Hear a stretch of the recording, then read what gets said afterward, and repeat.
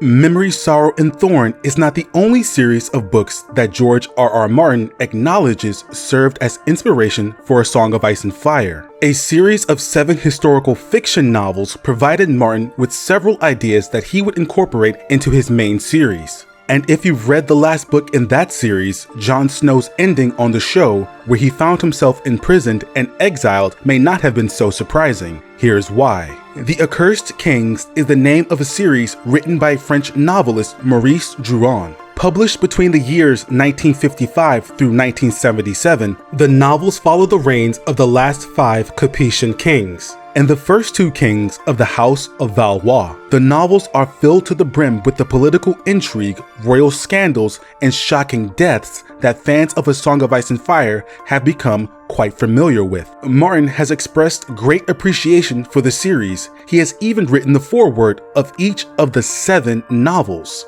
The covers of each novel now bear his quote. This is the original Game of Thrones. With titles like The Strangled Queen, The Lily and the Lion, and The She-Wolf, the influence the series has had on Martin is strikingly evident. The title of the 7th and last book, The King Without a Kingdom, might be the most revealing of all. The end of Season 8 of Game of Thrones saw Jon Snow imprisoned and then sentenced to the wall for the murder of Queen Daenerys Targaryen. Because Jon is a Targaryen himself, this meant he was guilty of treason, murder, queenslaying, and kinslaying. Terrible crimes and sins that cannot be overlooked or ignored, even if Jon's actions were noble. However, the last of the Starks arranged for Jon to join the Free Folk in the lands beyond the Wall instead. While the title of the 7th Accursed Kings book refers mainly to the political conflict that occupies the plot of said book, it also serves a double meaning. Earlier in the series, Queen Clementia of Hungary gave birth to a son named John. He would be the only king in France born into the title and the French king with the shortest reign, since he would die in the cradle 5 days after birth. In the novels, which mixes truth with fiction, he is murdered by a close relative with poison. The poisoner is never caught, and the infant king dies. Or so it was believed. A man named Giannino Baglioni claimed to be the real John, now an adult and ready to claim his throne. Baglioni claims that as an infant, he was switched with another child, one of low birth, and raised in secret. It was the other child, not John, now called Giannino, who died. In the novels, there is a very young couple that begins a relationship in secret. When the young woman becomes pregnant, she is hidden away to hide her shame until she can give birth.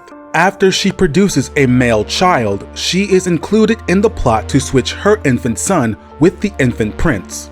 It is her son that is tragically poisoned. As a result, she has to raise the infant King John in secret on her own.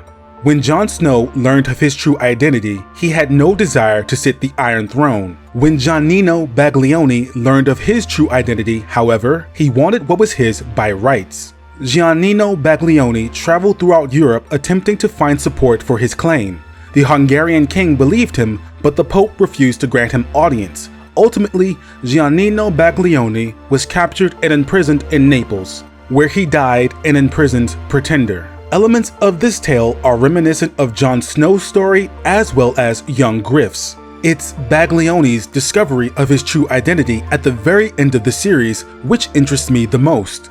This is almost exactly like Jon Snow discovering his real name is Aegon Targaryen and he is an heir to the Iron Throne in the last season of the show. Martin has said Jon will learn of his true parentage in The Winds of Winter Book 6. And according to the show, Jon will kill Daenerys. This will land him in prison.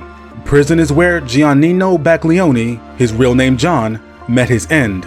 In Baglioni's story, we have a hidden affair and marriage, a secret pregnancy, baby swapping, and the hidden heir to the throne. Jon Snow's story has so much in common. Perhaps their ends will be the same as well. Perhaps Jon Snow will also be a king without a kingdom.